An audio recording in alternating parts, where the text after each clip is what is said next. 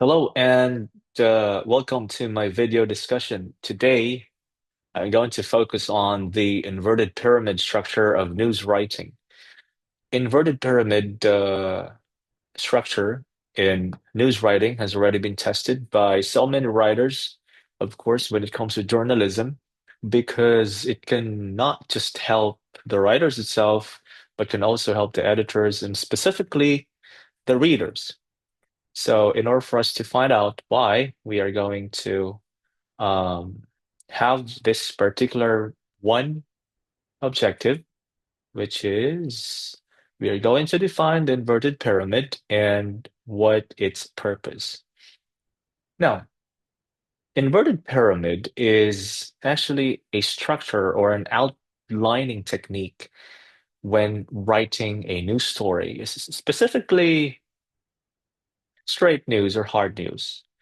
You know, sometimes when we are trying to browse the internet and we would like to read something, and you will see a lot of paragraphs in there. Most of the time, you are just reading the first paragraph, right?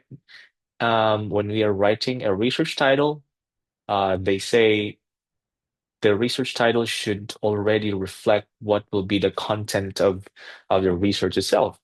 So, the same analogy when you're writing news, you would like to provide or share the information to your readers right away without having them scramble all over the paragraphs of that particular article they are reading. In that way, you can efficiently transfer the ideas that you have written into their very own knowledge. So that's one way of helping our readers. Now, in an inverted pyramid, since it is a structure, it is actually arranged to the very important information down to the least one.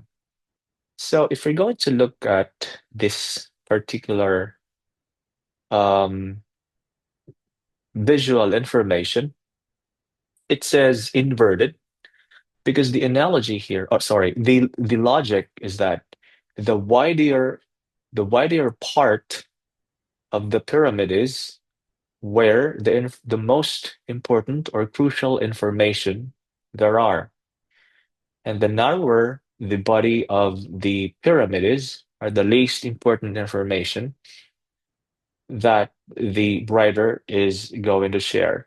So that's why it's divided to three. The first one here, tier one, this widest part of the pyramid is called the lead.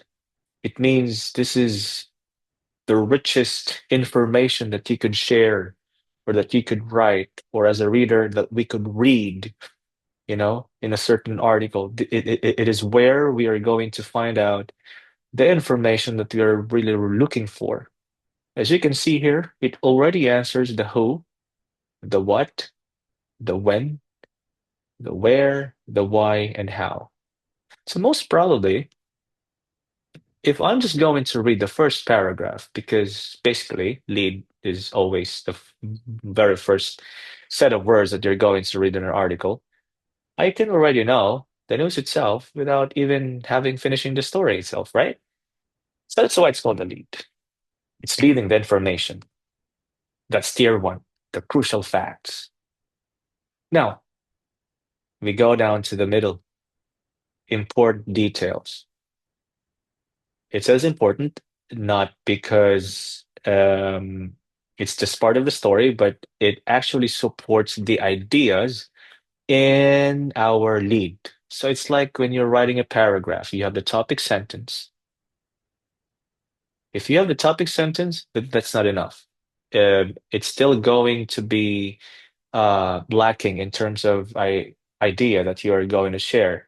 So in order for it to be completed, you need to have supporting ideas, and that's where supporting details are going to back up. Same as writing news. You have the body. The body will support whatever information you have written in your lead. So as you can see here, important supporting details, that includes attributions, key codes, numbers or consequences, or any other information that could provide um, or improve the facts that you have written in your leads. Later on, we are going to show some examples on that.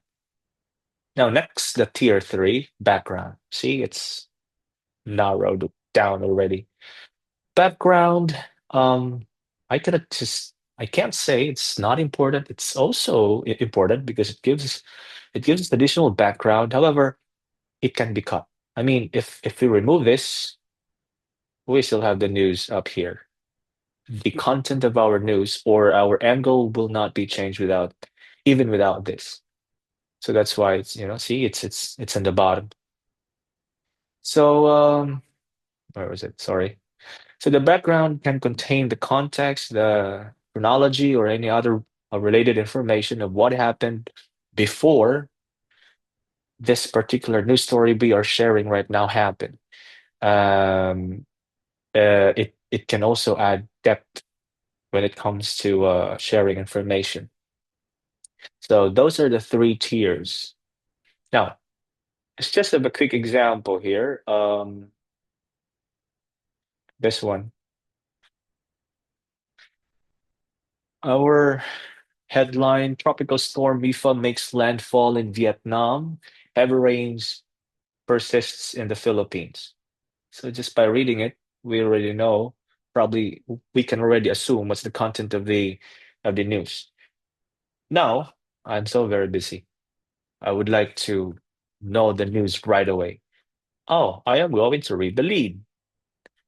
Tropical storm Wifa weakened after making landfall in northern Vietnam on Tuesday. Oh, with authorities on alert due to heavy rains that could cause flooding and mudslides as the Philippines struggled with monsoon downpours that began last week. I already have the information. What information? The what information? What is that? Well, Tropical Storm Mifa already weakened. And I have another information that heavy rains could cause flooding and mudslides has already been alerted by the authorities. What's the another information? Philippines struggled with monsoon downpours, and it began last week. Ah, okay. So it's like all the information is already there. But news, it should be factual. So we have to um add additional information to support it. So we go down now to the body. So we have now an explanation. So for example, here, um, Reuters um, presented us an example of places like Ninh Bình and An Ho Wa, if I am, pronouncing it correctly, on Tuesday with specifics, numbers: 74 kilometers per hour or 46 miles per hour, 100. South China Sea near Vietnam, coastline. So another information: have rains up to 50 centimeters, 20 inches. So see, it's so here's our lead, here's our body. We have some key codes here from from the locals. So the information that we have here actually is trying to provide more information on our lead. So we are now in the body. Now let's go down here. So we are still in the body until here. You're probably going to ask me, wait, why is that we have another information? Flooding closures in the Philippines. Why is it? Oh, this is subheading or a cross-heading. As you can see on our lead here, we have a separate information. However, they are connected. Vietnam flooding, FIFA weekend in Vietnam, and the Philippines struggle with monsoon downpours. So Philippines and Vietnam still connected to the typhoon Wifa. So we have two information on our lead.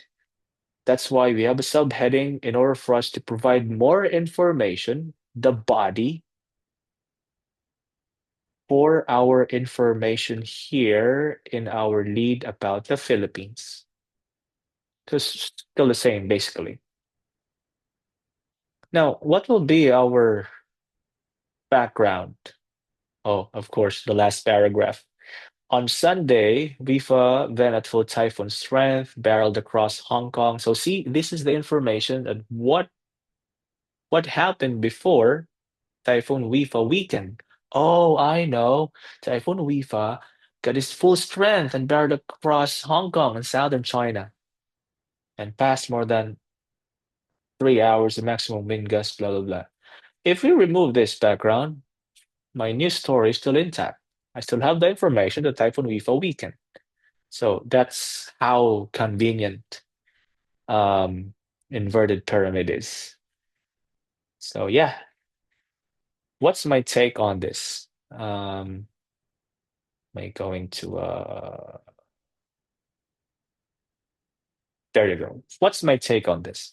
Let's go back to the objective. The objective says define inverted pyramid. So, like I said, inverted pyramid is a new structure that puts the most important information, the five W's, the what, who, where, when, why, and one H, how. Facts in the lead, follows the supporting details, codes, and ends with a background that least critical. What's the purpose? To help the readers find the information right away, to help the writers find the information that can be cut or trimmed down right away, and the reporters to write their information right away with a structured outline, with coherence and information in a cohesive manner without rambling any information in a particular article. So that's it, ladies and gentlemen. I hope you learned from that. If you have any questions, you can just type it down and I'm going to answer it. So again, this is Jeffrey Maravilas, and good day to all of you.